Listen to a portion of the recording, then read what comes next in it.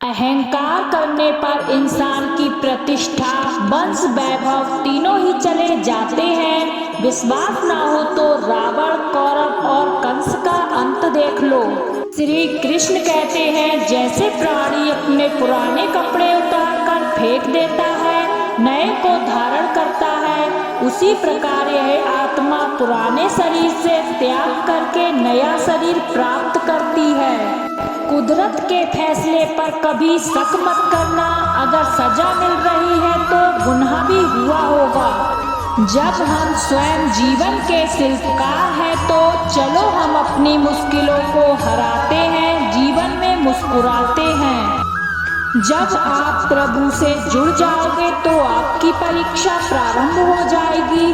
कुछ लोग इसे दुख समझते हैं, पर इसे आप प्रभु की कृपा समझे कि वह आपके साथ है। मनुष्य चाहे कितना भी गोरा क्यों ना हो, परंतु उसकी परछाई सदैव काली होती है। मैं श्रेष्ठ हूँ, यह आत्मविश्वास है, लेकिन सिर्फ मैं ही श्रेष्ठ हूँ, यह अहंकार है। जीवन में आधे दुख इस वजह से आते हैं क्योंकि हमने उनसे आशाएं रखी जिनसे हमें नहीं रखनी चाहिए थी, और आधे दुख इस वजह से कि हमने उन लोगों पर संदेह किया जिन पर हमें नहीं करना चाहिए था।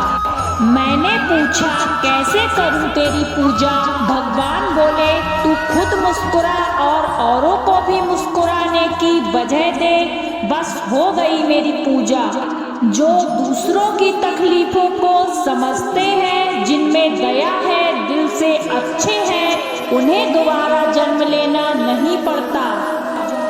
आपके साथ अब तक जो हुआ अच्छे के लिए हुआ, आगे जो होगा अच्छे के लिए होगा।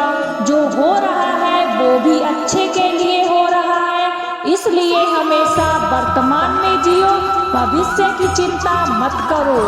श्री कृष्ण कहते हैं, यह बात हमेशा याद रखो, कैसे भी हालात हो, किसी प्रकार का अन्याय, पाप या किसी भी गलत बात का समर्थन नहीं करोगे, चाहे वह पति या पुत्र ही क्यों ना हो। कर्म का धर्म से अधिक महत्व है, क्योंकि धर्म करके भगवान से मांगना पड़ता है, पर कर्म करने पर भगवान स्वयं फल देता है। उससे मत डरो जो वास्तविक नहीं है, न कभी था न कभी होगा। जो वास्तविक है वो हमेशा था और उसे कभी नष्ट नहीं किया जा सकता। संबंध उसी आत्मा से जुड़ता है जिसका हमसे पिछले जन्मों का कोई रिश्ता होता है, वरना दुनिया के इस भीड़ में कौन किसको जानता है। मुंह से माफ करने में किसी को वक्त नहीं लगता, पर दिल से माफ करने में सारी उम्र बीत जाती है। जिंदगी के इस रण में खुद ही कृष्ण, खुद ही अर्जुन बनना पड़ता है। रोज अपना ही सारथी बनकर जीवन की महाभारत से लड़ना पड़ता है। खाली हाथ आए खाली हाथ वापस चले जाओगे। आज तुम्हारा है, कल किसी और का था, परसों किसी और का होगा। तुम जिसे अपना समझकर मग्न हो रहे हो, बस यही प्रसन्नता तुम्हारे दुखों का कारण है। श्री कृष्ण कहते हैं, जब जब संसार में धर्म की हानि होगी, अधर्म की विजय, तब तब मैं इस पृथ्वी पर अवतार लूंगा।